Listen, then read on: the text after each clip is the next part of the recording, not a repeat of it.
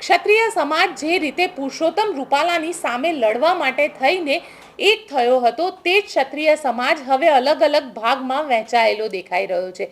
કોક કોકના ઉપર આરોપ લગાવી રહ્યું છે અને કોક કોકના વ્યક્તિત્વનું ચીરહરણ કરી રહ્યું છે. આવા દરેક વસ્તુ અત્યાર સુધી આપણી સામે પણ આવી છે. પીટી જાડેજા હોય, પદ્મિનીબા વાળા હોય કે પછી કરણસિંહ ચાવડા હોય. આજે સંકલન સમિતિએ ફરી એક પ્રેસ કોન્ફરન્સ બોલાવી અને પ્રેસ કોન્ફરન્સમાં તેમને સ્પષ્ટ જણાવી દીધું કે કોઈના ઉપર વ્યક્તિગત હમલા કરવા નહીં, કારણ કે ક્યાંક ને ક્યાંક જે રાજનીતિ છે તે હવે વ્યક્તિગત હમલાની થઈ ગઈ છે. અને આ વ્યક્તિગત હમલા જે છે તે તૃપ્તિબા રાઓલ હોય, પીટી જાડેજા હોય, પદ્મિનીબા વાળા હોય કે પછી કરણસિંહ ચાવડા પોતે હોય, દરેક ઉપર એક વ્યક્તિગત હમલા થઈ રહ્યા છે. અને સાથે જ ક્ષત્રિય સમાજને પણ કહેવામાં આવ્યું કે ક્ષત્રિય સમાજનું આ જે આંદોલન છે તે આંદોલન અહીંયા પૂર્ણ નથી થતું, કારણ કે આ સ્ત્રીઓની અસ્મિતાનું આંદોલન હતું અને સ્ત્રીઓની અસ્મિતાનું જે આંદોલન હતું તેનો પાર્ટ 2 પૂરો થયો છે.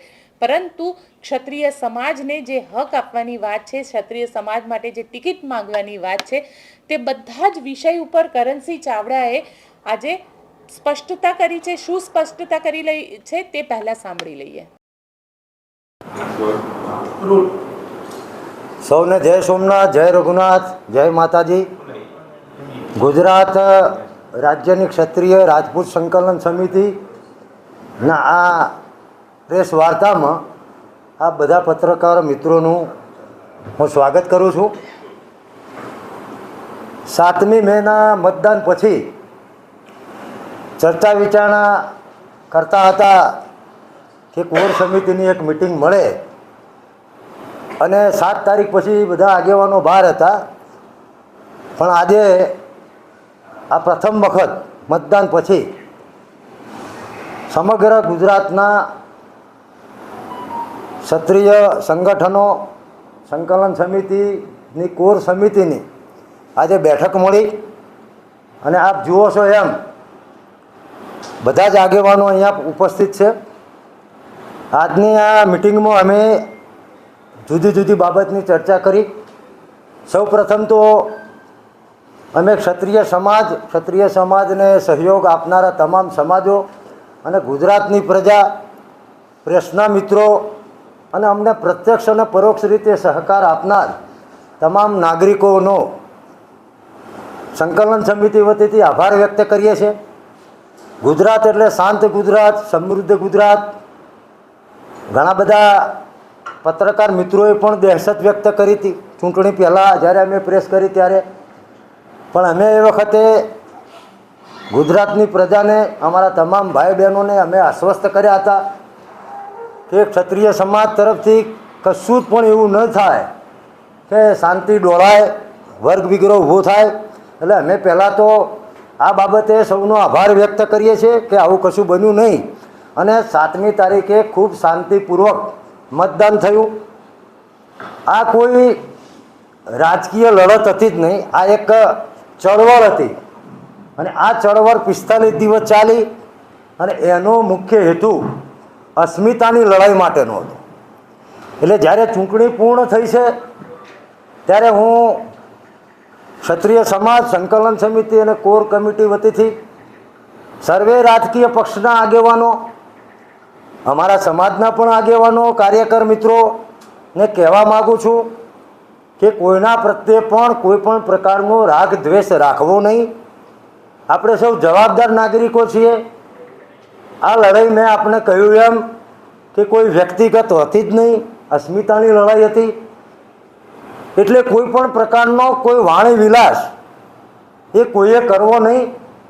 અંગત રાગ દ્વેષ ઊભી થાય એવી કોઈ પણ પ્રકારની ભાષાનો પણ કોઈ ઉપયોગ કરવો નહીં. આપણે ગુજરાતી છીએ, આપણે આ દેશના નાગરિક છીએ, આપણે બધાને ભેગા જ રહેવાનું છે. એટલે ક્યાંય પણ કટુતાને સ્થાન હોઈ જ ન શકે. કોઈ પણ બાબતો હોય એ સિદ્ધાંત આધારિત લડાઈ હોય. એટલે પુનઃ વિનંતી કરું છું કે આને વ્યક્તિગત રીતે અથવા કોઈ રાજકીય રીતે આ બાબતને લેવી નહીં. બીજી વાત એ કે અમારા જ સમાજના મોભી અને અગ્રણી આગેવાન માન્ય શંકરસિંહજી વાઘેલા બાપુ એ ખોડલધામ ગયા હતા એક ધાર્મિક કાર્યક્રમમાં હાજરી આપવા. અને એમને પ્રેસમાં બાઇટમાં એવું જણાવ્યું કે હવે આ આંદોલન પૂરું થાય છે, એમાં પાર્ટ 1, 2, 3 એવું કંઈ હોય નહીં. તો એના લીધે ક્ષત્રિય સમાજમાંથી, અન્ય સમાજમાંથી અમારા કોર કમિટીના સભ્યોને પણ ફોન આવ્યા, સંદેશાઓ આવ્યા. તો એમાં સ્પષ્ટતા કરવાની કે અમારા મોભી આગેવાન છે, પણ આ આંદોલન એક સમગ્ર ક્ષત્રિય સમાજની અસ્મિતા માટેનું હતું. પુરુષોત્તમ રૂપાલાજીએ જે વાણી વિલાસ કર્યો એની સામે હતું. એટલે એમને એવું કહ્યું કે આ આંદોલન પૂર્ણ થાય છે તો એ અમારા આદરણીય જરૂર છે, પણ આંદોલન ક્ષત્રિય સમાજે શરૂ કર્યું હતું. સંકલન સમિતિની 120 સંસ્થાઓએ શરૂ કર્યું હતું, એમાં તમામનો સહયોગ હતો. એટલે આંદોલન ચાલુ અથવા બંધ એ નક્કી કરવાનો અધિકાર એ ક્ષત્રિય સમાજ, સંકલન સમિતિ, કોર કમિટી અને અમારા નાનામાં નાના ભાઈ સુધીનો છે. એટલે આવો કોઈને અધિકાર નથી. એટલે કદાચ શરત ચૂકથી એમનાથી બોલાવ્યું હશે એવું હું માનું છું, કારણ કે એમના જેવા પીઢ વ્યક્તિ એ આવું બોલી ન શકે. એટલે આવી કોઈ દ્વિધા ઊભી ન થાય એટલે આ પણ અમે સ્પષ્ટતા કરીએ છીએ. કારણ કે એના લીધે શું થાય કે છેલ્લા 2 દિવસથી અમે જોયું કે મીડિયામાં અને કેટલાક રાજકીય વિશ્લેષકોએ એવી વાત ચાલુ કરી કે આ અસ્મિતા આંદોલનને કોઈ વ્યક્તિઓનો અથવા કોઈ નેતાઓનો દૂરી સંચાર હતો. આમાં કોઈનો દૂરી સંચાર હતો જ નહીં. આ સ્વયંભૂ આંદોલન હતું અને સંકલન સમિતિ તો એક માધ્યમ હતું. સંકલન સમિતિએ પણ ક્યાંય સંમેલનો કર્યા નથી. સંકલન સમિતિએ ફક્ત એટલો જ પ્રયાસ કર્યો કે આ આંદોલન અન્ય દિશામાં ફંટાઈ ના જાય, હિંસક ના થાય, શાંતિ સલામતી જોખવાય નહીં. અને અમે જેટલા પણ સંમેલનો કર્યા એમાં આ વસ્તુ અમે સિદ્ધ કરી અને મતદાનના દિવસે પણ આ વસ્તુ અમે સિદ્ધ કરી છે. ક્યાંય પણ એક નાની ઘટના પણ બનવા પામી નથી. એટલે આ બધી બાબતોની ચર્ચા કરવા માટે સાથે સાથે સંકલન સમિતિ અને સમાજની તમામ સંસ્થાઓ એ હવે આગામી સમયમાં શું સામાજિક પ્રવૃત્તિઓ કરવી, કારણ કે ટૂંક સમયમાં મહારાણા પ્રતાપની જન્મજયંતિ તિથિ પ્રમાણે ઉજવવાનો પણ કાર્યક્રમ આવી રહ્યો છે. તો એનું કેવી રીતે આયોજન કરવું, જિલ્લા તાલુકા મથકે જીપીએસસી યુપીએસસીના ક્લાસો, શૌર્યધામ, કન્યા છાત્રાલયો, આ બધી ટૂંકમાં અમે સમાજને પણ વિનંતી કરીએ છીએ, સંસ્થાઓને પણ, કે આપણે આવા સામાજિક રચનાત્મક કાર્યોમાં ભેગા થઈને લાગીશું. એટલે જે મુદ્દો રાજકીય નહોતો પણ અમને મજબૂર બનાવવામાં આવ્યા હતા, અમારી વાત ના માની ટિકિટ કાપવાની, એટલે અમારે ના છૂટકે મજબૂર થઈ, કોઈ વિકલ્પ નહોતો. એટલે અમારે ભારતીય જનતા પાર્ટીના વિરુદ્ધમાં મતદાનનો આદેશ આપવામાં આવ્યો. એનો મતલબ એવો નથી કે કોઈ પક્ષની અમે તરફેણ કરીએ છીએ અથવા કોઈ પક્ષની અમે વિરુદ્ધમાં છીએ. અમારા માટે બધા સરખા છે. એટલે અમારું આ શુદ્ધ સામાજિક આંદોલન હતું. અને અમે હવે સંકલન સમિતિની મિટિંગ ક્યારે બોલાવી એની પણ ચર્ચા કરવા ભેગા થયા છીએ. એટલે આ મુખ્ય અમારા મુદ્દાઓ હતા. હવે આપને કોઈ પ્રશ્ન પૂછવો હોય તો આપ પૂછી શકો. જે અગાઉ તમે કીધું હતું કે જે જિલ્લા પંચાયતની ચૂંટણીની મુદ્દો આવશે એમાં આપણે વિરોધ દર્શાવ્યો છે, આગળનું જે કહીશું ના, વિરોધ એમાં વિરોધ દર્શાવવાની વાત હતી જ નહીં. એમાં ગુમરાહ નથી કરવાનો થતો એના માટે વિરામ છે કે ખરેખર વિરામ સંપૂર્ણ વિરામ છે? આ બે પ્રશ્નોના જવાબ પહેલા જો તમને કહું, પુરુષોત્તમ રૂપાલા સામેનો વ્યક્તિગત વિરોધ હોત તો અમે પુરુષોત્તમ રૂપાલાની વ્યક્તિગત જીવનની બાબતોમાં પણ ઉતર્યા હોત. અમારો વિરોધ પુરુષોત્તમ રૂપાલા સામે એટલે હતો કે ભારતીય જનતા પાર્ટીના રાજકોટના ઉમેદવાર હતા, કેન્દ્રના મંત્રી હતા અને એમના દ્વારા વાણી વિલાસ કરવામાં આવ્યો હતો. એટલે અમારો વિરોધ એટલે ભારતીય જનતા પાર્ટીના વિરોધમાં છો. તમે બીજી વાત કરી સમાજને ગુમરાહ કરવાની. સમાજ કોઈ જગ્યાએ ગુમરાહ થયો નથી. આ સ્વયંભૂ આંદોલન હતું. કોઈનાથી ગુમરાહ કોઈ થાય જ નહીં. ગામ ગામ સુધી, ઘર ઘર સુધી આંદોલન પહોંચેલું હતું. અમારો સમાજ હોય કે અમને મદદ કરવાવાળા ગુમરાહ તમે કોઈને કરી શકો નહીં. અમે જેટલા બી સંમેલનો કર્યા તમામ સંમેલનોમાં સ્વયંભૂ લોકો આવ્યા છે. અમે કોઈ વ્યવસ્થા પૂરી પાડી નથી.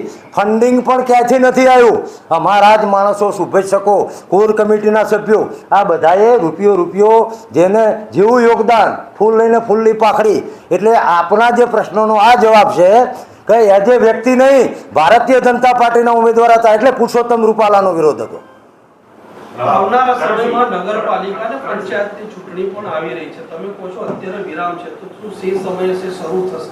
કેમ કે તમે કહી રહ્યા છો સ્વયંભૂ આંદોલન છે. હા, સ્વયંભૂ આંદોલન છે. અને તમે જુઓ કે જેમ જળશક્તિનું વિદ્યુત વેક્ષણમાં રૂપાંતર થવું જોઈએ. અચ્છા, કયો સમાજ આ રાજકારણથી બાકાત છે મને બતાવો. તમે જુઓ, મારે નામ નથી દેવું, સૌરાષ્ટ્રમાં છેલ્લા 3 દિવસમાં શું ઘટનાઓ બની સહકારી ક્ષેત્રમાં. એક સામાજિક લડતની જ વાત હતી ને. તમે જુઓ તો તમે કહો છો કે નગરપાલિકા, તાલુકા પંચાયત, વિધાનસભા આવશે તો આવશે ત્યારે જોયું જશે. કારણ કે છેવટે તો લોકશાહીમાં અમે પણ નાગરિકો છીએ. તો વસ્તીના પ્રમાણમાં અમારી 1.5 કરોડની વસ્તી છે. તો વસ્તીના પ્રમાણમાં અમને પ્રતિનિધિત્વ મળે. અમારી બાકીની માગણીઓ જે સરકાર સામે પેન્ડિંગ છે, સરકારે એ વખત અમને કીધું હતું કે અમે 1, 2, 3 કરવા માગીએ છીએ. અમે ના પાડી કે અમારે કોઈ અત્યારે માગણી નથી પુરુષોત્તમભાઈ રૂપાલા સિવાય. તો હવે સરકારને ખબર છે અમારી શું માગણીઓ છે.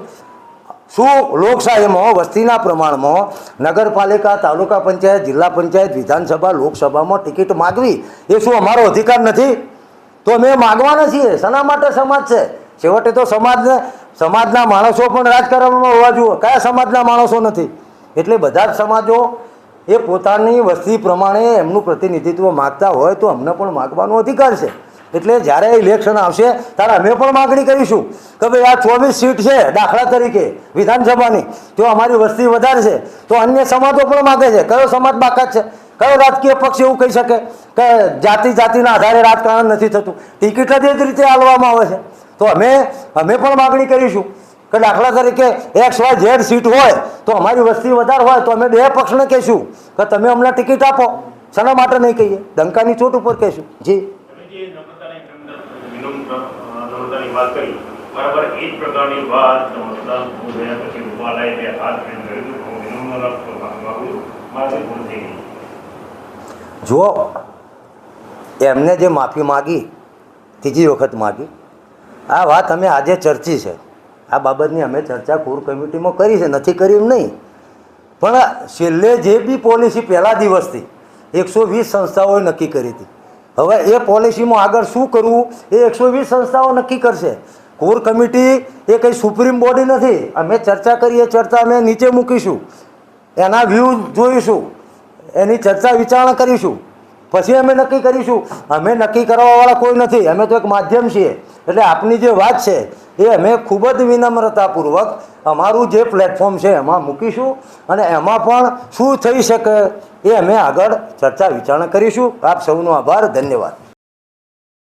આપ શું વિચારી રહ્યા છો કરણસિંહ ચાવડાના આ નિવેદનને લઈને? કોમેન્ટ બોક્સમાં ચોક્કસથી લખીને જણાવજો. અમારી ચેનલ નિર્ભય ન્યૂઝને લાઇક, શેર અને સબસ્ક્રાઇબ કરવાનું ભૂલશો નહીં.